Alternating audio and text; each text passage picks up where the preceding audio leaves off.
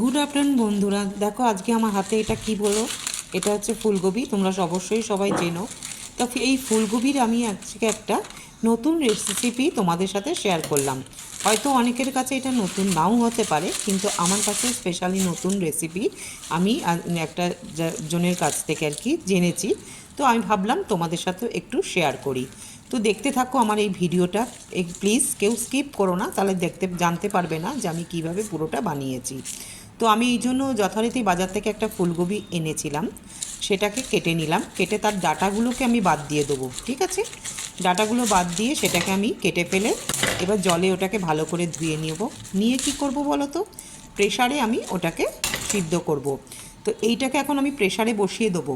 প্রেশারের মধ্যে আমি এর সাথে কি দেবো, একটা টমেটো, একটা রসুন। আমি একটা রসুনই দিয়েছি, চাইলে তোমরা দুটো তিনটে রসুনও দিতে পারো। একটা রসুন আমি এই কারণে দিয়েছি, আমার রসুনটা অনেকটা বড় রসুন, সে যাই হোক। আর একটা টমেটো, আর এইগুলো হচ্ছে পেঁয়াজ। পেঁয়াজগুলো আমি নিয়ে আমার হিসাবে তিনটে পেঁয়াজ নিয়েছি।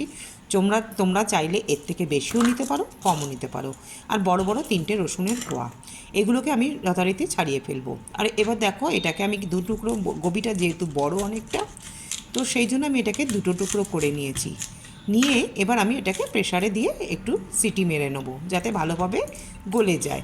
আর একটু মানে আমরা গোবিটা একটু ভাপিয়েও নিই, যাতে গ্যাস না হয়, কোনো প্রবলেম না করে, সেই জন্য। যাই হোক, তো তোমরাও এরকমভাবে সিটি মেরে নিও। এই যে রসুনটাও আমি দিয়ে দিলাম, আর একটা টমেটো আমি দিয়ে দেবো। চাইলে তোমরা দুটো টমেটোও দিতে পারো যদি একটু বেশি টক টক খেতে চাও। আমি একটাই টমেটো দিলাম, সে যাই হোক। তারপরে এর সাথে এর মধ্যে আমাদের কি মশলা দিতে হবে বলো তো, একটা সিক্রেট মশলা। সেই মশলাটা হচ্ছে তোমার তিল আছে, সাদা তিল আর কালো জিরে, একদম। আর অন্য কোনো মশলা এর মধ্যে যাবে না। তা সাদা তিল আর কালো জিরে আমি কি করব, কড়াইয়ের মধ্যে একটু শুকনো করে কড়াইতে নেড়ে চেড়ে নেব। নিয়ে হামালদিস্তাতে ওটা আমি আমি মানে গুঁড়ো করে নেব। মিহি গুঁড়ো করার দরকার নেই, যদি মিহি গুঁড়ো করো তো করো, না করলেও চলবে।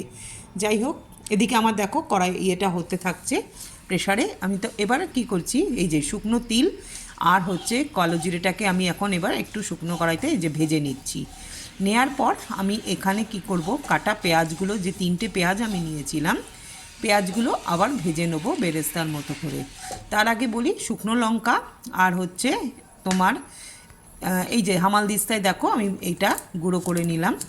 নিয়ে শুকনো লঙ্কা আর কালো জিরে যেটা আমি নিয়েছিলাম, ঝাল হওয়ার জন্য তোমরা কাঁচা লঙ্কাও ব্যবহার করতে পারো। শুকনো লঙ্কা ভেজে নেওয়ার পর অতটা ঝাল থাকে না। এই যে আমি তেলের মধ্যে শুকনো লঙ্কা আর রসুন আমি একটু ভেজে নেবো, নিয়ে এটাকেও আমি আলাদা করে নামিয়ে নিয়েছি। এবার এটাকে একটুখানি ভালো করে গুঁড়ো মানে মেখে নেওয়ার মতো করে নেব, ঠিক আছে। এবারে হচ্ছে কড়াইতে আমি এই যে, এবার দেখো এটাও আমার সিদ্ধ হয়ে গেছে।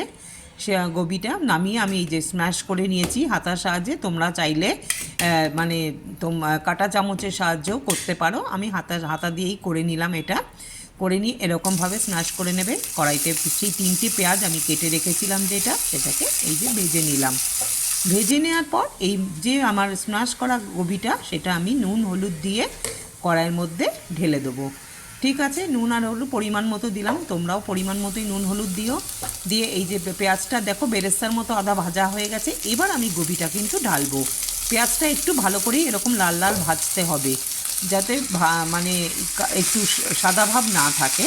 সে যাই হোক, এবার এটাকে আমি দিয়ে দিলাম। দিয়ে দেখো আধা ভাজা হয়ে গেছে। এর মধ্যে সেই যে গুঁড়ো করা রসুন আর শুকনো লঙ্কার ওইটা দিয়ে দিলাম। আর দিয়ে দেবো তিল আর যেটা কালো জিরে আমি গুঁড়ো করে রেখেছিলাম শুকনো কড়াইতে ভেজা, সেটাও আমি দিয়ে দেবো। দিয়ে এবার একসাথে আমি ভালোভাবে মিশিয়ে নাড়াচাড়া করে ভাজতে থাকবো। এবার তার মধ্যে আমি দিয়ে দেবো, কিছুক্ষণ পরে আমি দিয়ে দেবো কিছু পরিমাণ কাটা ধনেপাতা। দিয়ে এবার এটাকে আমি ভালো করে নাড়তে থাকবো।